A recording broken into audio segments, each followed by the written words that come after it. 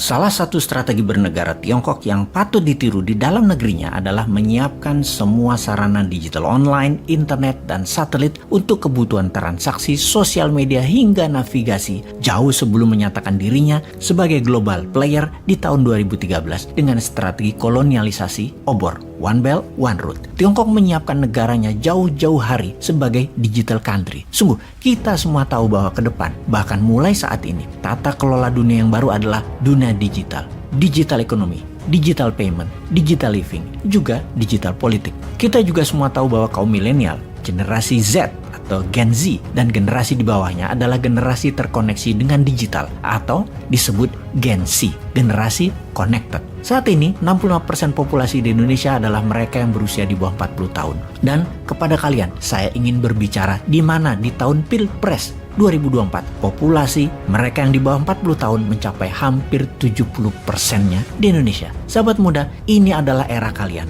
Saya dan kami yang berusia di atas 50 tahunan adalah generasi pengantar. Kami tekankan, kami adalah generasi perantara. Kami harus mengantarkan Anda terbang. Take off segera. Dosa kami kalau menghalangi kalian untuk melambat-lambatkan kalian untuk membuat Indonesia menjadi pengendali dunia ini. Salah kami kalau menunda kalian untuk menjalankan apa yang kalian miliki, yaitu potensi menjadi yang terdepan. Bodoh kami kalau kami masih minta berkuasa lagi atau bahkan menghalangi kalian untuk memegang kendali negara agar kami selamanya berkuasa. Bodoh kami itu. Selama 2 tahun ke depan, inilah masa yang penting. Kalian harus menguasai ekonomi digital secara mumpuni. Kita melihat sebentar apa yang terjadi di dalam The Tale of Two Countries. Kedua negara, Amerika dan Tiongkok, yang sedang perang yang ditunggangi globalis. Secara militer, Amerika masih mendominasi. Namun secara teknologi, Tiongkok sudah menyamai. Secara perdagangan, Tiongkok sudah menguasai dunia. Secara logistik dan distribusi, Tiongkok yang menang. Uang, Wall Street, Tiongkok punya sendiri, dan Bosman sudah puluhan kali menulis dengan Hudson New Economic Model yang Tiongkok punya.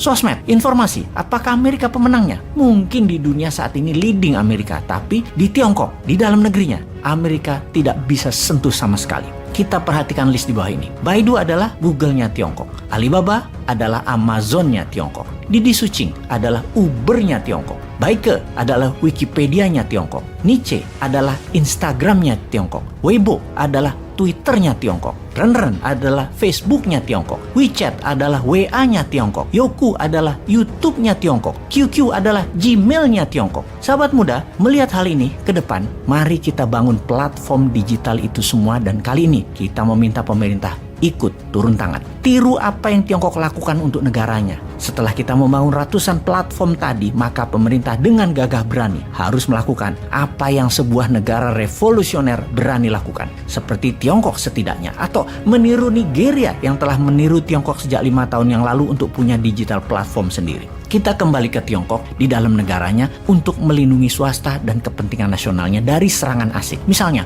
Uber tidak boleh masuk Tiongkok sampai Didi Suching menguasai 80% pasar Tiongkok. Alibaba menguasai 80% market, baru Amazon boleh masuk. WeChat menguasai 90%, baru WA boleh masuk. Weibo menguasai 80%, baru Twitter boleh masuk. Itu nasionalis namanya. Pejabat kalau berani begini, itu baru namanya pejabat yang patriotis. Kalian, sahabat muda, harus bisa membangun platform ini semua mulai dari sekarang, sehingga ketika pemerintah melakukan tindakan proteksi tadi, kalian sudah siap. Sekali lagi saya ingatkan, 2 tahun ke depan adalah masa yang sangat cepat, dan kita semua tahu di dalam waktu 3-6 bulan saja kalian bisa membangun semua platform tersebut. Kerjakan sekarang. Di tahun 2022 ini mulailah buat dan jalankan platform-platform tadi. Sehingga secara sederhana bisa kita kalkulasi. Di tahun depan, di tahun 2023, ketika 80% populasi sudah tersentuh internet, bahkan platform komunikasi 5G sudah dipakai oleh lebih dari 30% alat komunikasi, ditambah aplikasi sosmed beragam tadi sudah milik bangsa, Indonesia sudah menjadi negara digital. Itulah tatanan dunia baru di tahun 2022 ini selepas pandemi. Di tengah masalah militer perang Ukraina, di tengah kenaikan harga bahan pangan dan energi, di tengah dunia menggeser itu semua, dunia bergeser ke arah lebih cepat ke arah digital world, dunia digital.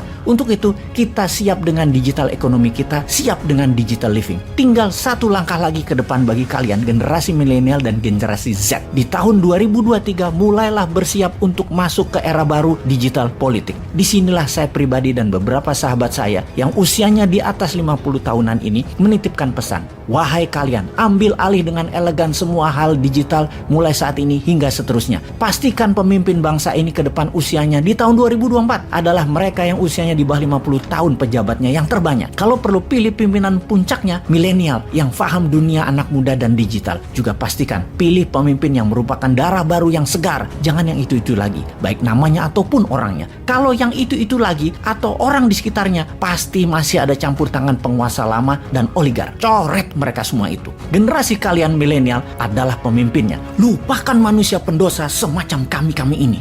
Semacam saya sih. Lupakan mereka yang terus ingin berkuasa walaupun ternyata tidak membuat bangsa dan negara lebih baik selama ini. Sekali lagi, jadikan hanya sebagai referensi yang tua-tua itu, bukan jadikan dewa kata-katanya. Jangan ditiru kelakuannya lagi. This is Bosman. Bosman hanya seorang ideolog yang membantu kecil saja dengan membuat 1000 video cara cerdas bernegara, dan kalian sahabat muda harus belajar lagi dengan ribuan literatur dunia terbaru lainnya. Buatlah desain baru negara ini. Jangan pakai otak kami yang sudah tidak terbukti tidak membuat semua orang sejahtera. Saya yakin semua senior pasti legowo ketika melihat apa yang kalian lakukan selama 2 tahun ke depan ini. Kalian memantaskan diri kalian untuk memimpin bangsa ini secara konstitusional dalam 1 tahun ke depan. Jika kalian tidak mengambil peluang ini semua, juga tidak berkarya apa-apa, maka saya di tahun 2023 pasti akan menghardik